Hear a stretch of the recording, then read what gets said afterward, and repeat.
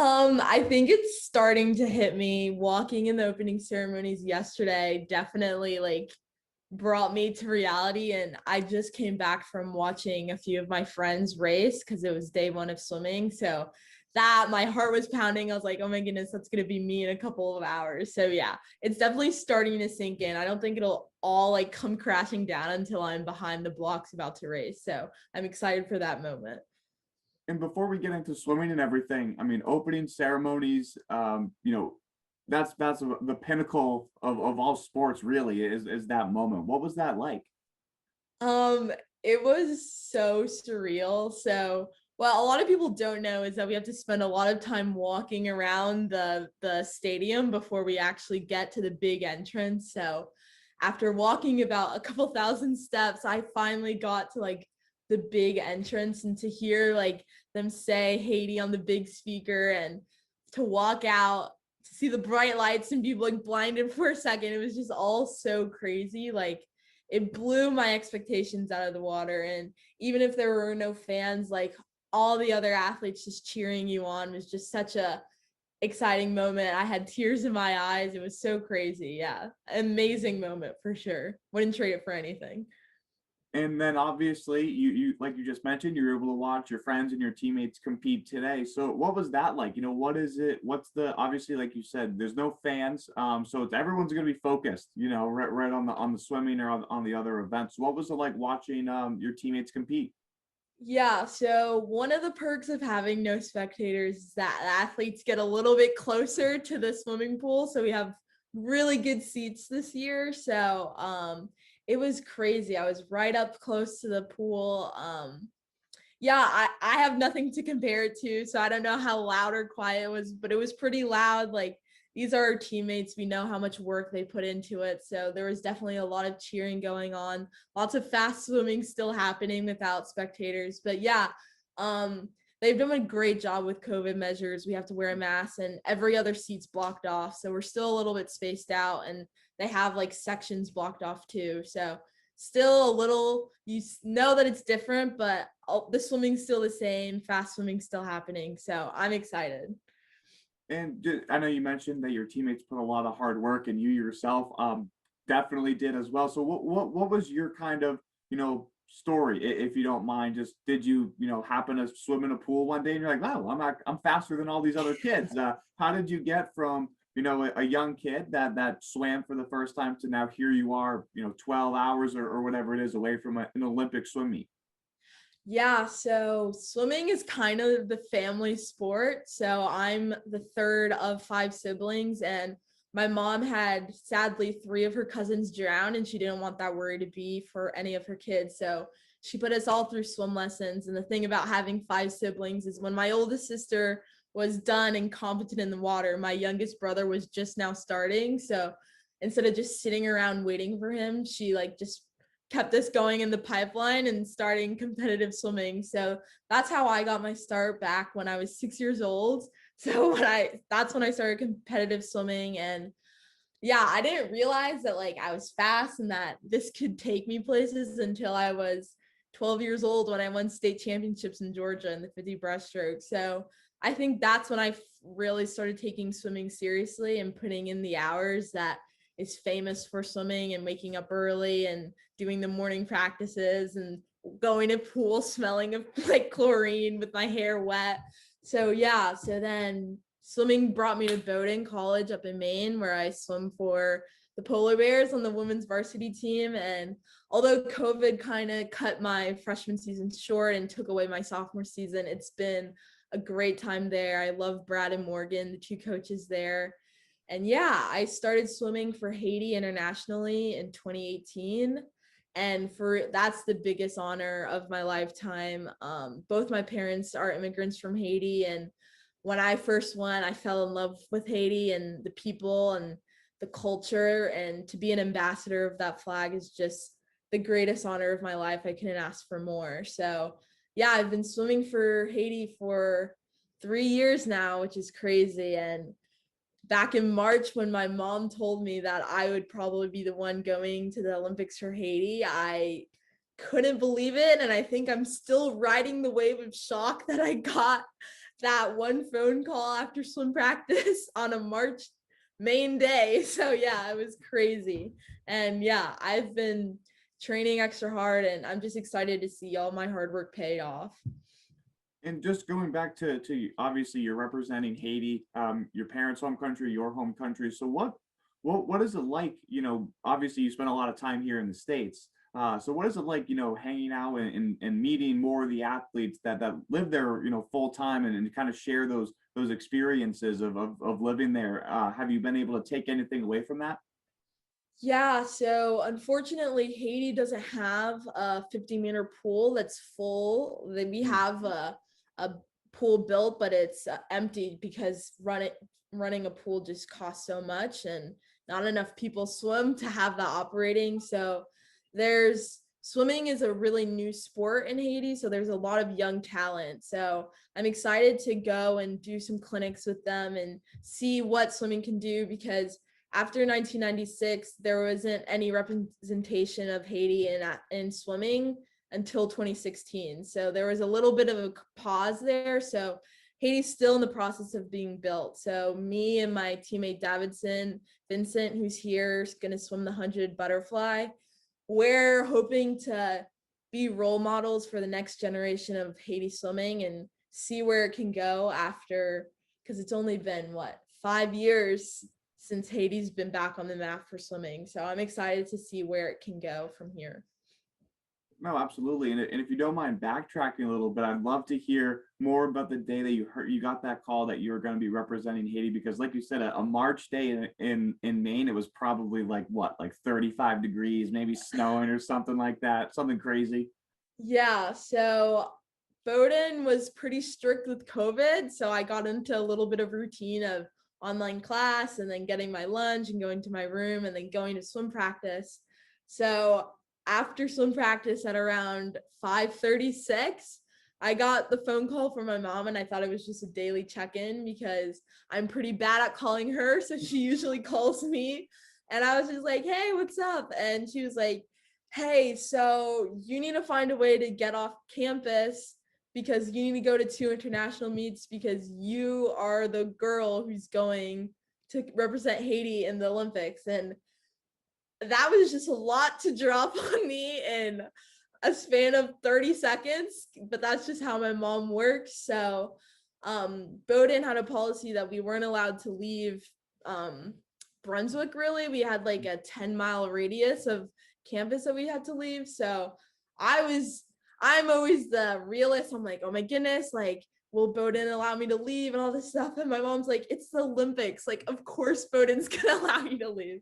So yeah, I talked to my coach and he figured out all the logistics. So because of COVID and pushing the Olympics back, they changed the rules. So I didn't actually go to World Championships in 2019, but I had to go to 2 international meets since then to be able to qualify. So I went to Orlando in end of April to the UANA qualifying championships, and then CCCAN in Puerto Rico. So those were my two international meets that solidified my place. So it wasn't until I would say like 4 weeks ago that I got my official invitation from FINA, which is the governing body of swimming for the world. And that moment was so surreal because although in March my mom told me, it was all up in the air until about 4 weeks ago. So I'm still in shock from those 30 seconds of my mom dropping that bomb on me. Yeah, but I'm so grateful that I've had a team of people who handle all the logistics and I just focus on the swimming. And somehow I ended up here, which is crazy. Yeah, it's funny. Your mom's dropping that bomb on you. It's like I have homework to do. You know what I mean? Yeah, exactly. I have a midterm to focus on. Right. Like now I have to worry about the Olympics. God.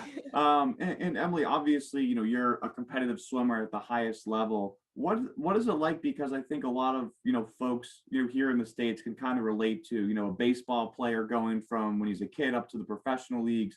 What's the difference from swimming? Because, you know, obviously there's a lot of great collegiate swimmers. What does it really take to get from a good collegiate swimmer to the next level of you know, Olympic status?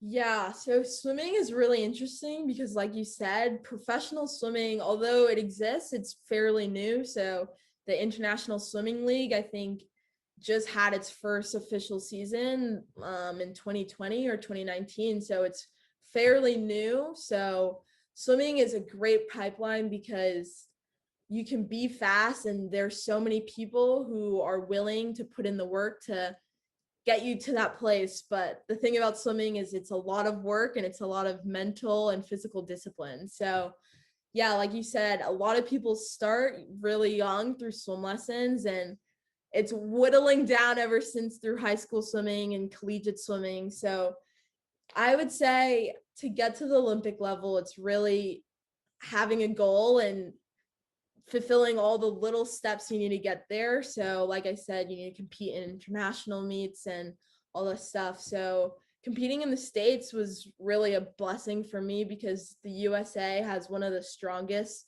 swimming programs in the world. So, to be at that level and to be in a country which recognizes the impact and the success that swimming can provide has been really one of the biggest blessings in my life in my swimming career. So, through swimming in the States, I was able to swim with other high caliber athletes and prepare me for the world stages that I get to compete at. So, um, yeah, it's just been a lot of hard work, a lot of hours in the pool, and having a goal in mind and putting the work and having a team of people because although swimming is an individual sport, no one gets to this level without a team behind them. So, yeah, just all the teams that have brought me here have been incredible.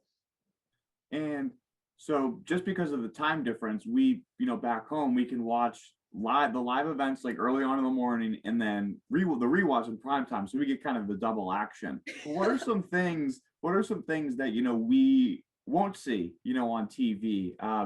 Is there anything that you kind of caught your eye? Because I'm sure you've watched Olympics in the past. Has there Yeah, been something yeah. that you've seen this week that you're like, oh, I didn't realize this was here? Like, oh, like that, this makes sense. Um, People don't really see. So there's three pools actually. A lot of the focus is on the competition pool, but there's a warm-up pool and then there's another training pool, which is kind of insane. And then because of COVID, but I'm also sure that this was in place before, there's a lot of scheduling that happens. So the logistics behind it all, and even for the opening ceremonies, like for it to be such a flawless event, there's so much planning behind it, and the army of volunteers that are behind like each moment happening is just incredible. But one of the biggest shocks for me was when I first got into the competition pool, the amount of cameras on the bottom of the pool to get all those infamous shots of like the swimmers flip turning and stuff like that. So, but underneath like all the pools, instead of being able to see a clear bottom, there's like 4 or 5 cameras located around the pool, which is just incredible to see. So, like, now that I think about it, it makes sense that you need those cameras to get all those cool shots that you see on prime time. But yeah, just seeing all those cameras and seeing the like messy, uncoordinated parts that come behind all the prime time glitz and glam, that is everything. And also all the cuts that happen, because I even got to see some of the opening ceremonies, and I'm like, wow, like 5 hours, they really condensed it into a very streamlined production. So yeah, it's amazing to see like what makes it to TV and what doesn't, and the amount of planning and volunteer and work that goes behind every moment. So I have a new appreciation for all the people in charge of making everything run smoothly. Yeah, I'm sure it's a stressful time in the control booth during Yeah, during the exactly. games. And so just would love to kind of talk more about your event tomorrow. So, are you going to be able to sleep tonight? Well, I have my meditation and my essential oils of lavender pumping me to help me go to sleep. But yeah, the nervousness is definitely starting to sink in. I'm trying to follow the same routine that I've set up for the past couple of weeks. I mean, well, couple nights here. I've had the pleasure, I got to participate in the Pan Am training camp from a week before the opening ceremony. So I've been in Japan for a while. So I'm used to everything, and there's I've fallen into a routine and hoping to stick to that so that nothing is new and I'm not stressed out and there's no room for anxiety or nervousness to break in. And yeah, I'm really excited. So for me, they to make it easier for people on the Eastern time zone, they do like finals and the medal events in the morning. So it airs at night for you guys, and then prelims, which is when I'm going to swim at night for us. So I'm going to be swimming around 7:30 my time. So I'm really excited. The pool is beautiful. I'm sure we'll get to see it soon when they air tonight's session for you guys. But yeah, the pool is amazing. I feel great. I'm really excited. So all that's left is to race, and I'm really excited to do so. No, absolutely. It's going to be awesome. And then there's another point I wanted to bring up just because back home, a lot of people watching the opening ceremonies, they're saying, oh, how can these athletes do this without any fans? Is that going to matter at all once you're on the block? I definitely think the roar of the crowd will be a lot quieter, but really I get tunnel vision and when I'm swimming. So although breaststroke is an event where you usually hear the most, that's never something I focus on during the race. It's usually afterwards. But all my friends here are saying all the athletes are doubling as athletes and fans. So although there's not thousands of people in the fans, there's hundreds of my fellow athletes there to cheer me on. And I know everyone watching at home, I just imagine them there too. And it's just a little bit more special. It's a little bit more homey for the people who do get there. So although I'm sad there won't be the stage of the Olympics and the roar of that crowd, all the virtual people back home, I'm really excited to watch all the videos they take of me swimming, which will be great. Oh, I'm sure it's going to be awesome. And I spoke with obviously your dad over email. And did your sister compete in Rio? Yeah, she did. Yeah, so she competed in the 2016 Rio Games in the 50 freestyle. So she kind of paved the way for me, and having her as a role model and an ally through this has been amazing because all the emotions and the scariness of it, to have my big sister go through it for me and to have someone who understands, has just been another one of those big blessings that I couldn't have asked for. Like, this is the perfect Olympics for me because I have my older sister who can walk me along even though she's not there. She's a phone call away, and even when I'm calling her in the middle of the night her time, she always picks up, which is really nice. Yeah. Well, what's the time difference from? Hey, is it any different from? It's 13 hours. Okay, so it's the same. Yeah. Awesome. Yeah, I figure I just want to make sure. Yeah. And what's her name? And Emilie Grand'Pierre. Naomy, same last name. Thank you. And so, well, how much pressure is on your younger siblings now? I definitely think it's there. So both my brothers compete for Haiti. So the ball's in their court to see if they make it to the Olympic stage, but hopefully they do. Alexander, my youngest brother, he's following me to Bowdoin next year. So he's going to be a freshman. So I'm going to pressure him. Come on, dude, you can do it. Paris 2024. That's right. And then the last Bowdoin question for you, and then I'll let you, get in your meditation, get ready for tomorrow. What are you hoping to bring? I mean, clearly there's not too many swimmers in the NESCAC that are there swimming in these games. You might probably be one of the only ones, if not the only one. So what experience can you take in Tokyo, bring back to your team? And because I know you, like you said, you really haven't had a full season yet. So what can you kind of bring back here to Maine? Just the excitement and the battling on and taking things, and the Olympics, like when you compare it to 2016 or any of the other pre-COVID Olympics, sure, so many things have changed, but a lot of things have remained the same, and just the energy that everyone has. And yeah, everyone's wearing a mask, but that they're smiling underneath. So just the constant excitement and the like taking everything and moving forward, because I know for a lot of people, postponing the Olympic Games means a lot more than, oh, it's just another year of training. Like that's another whole 365 days of training and more competitions to go for. So just recognizing the hard work that everyone has put in to be here, just the respect and the honor that is flowing through this village. I just hope to bring that back to the NESCAC to make everyone relish the time that we have at the pool and competing at the NESCAC. At every level, it's an honor and a privilege to compete. So just taking that pride that everyone has here and bringing that to the NESCAC. And you'll never hear me complain about a hard practice because I know that it's a privilege to be here. And back in 2020, in the midst of the pandemic, I was struggling to find pool time. So yeah, just the no complaining attitude and taking everything as it is and having fun through it all and following the rules. And yeah, it's just been amazing to see, like, despite all the guidelines and the COVID testing every day, like everyone comes with a smile. There's still the Olympic spirit that everyone talks about. So just facing adversity with a smile is definitely something I'll take home from this Olympics.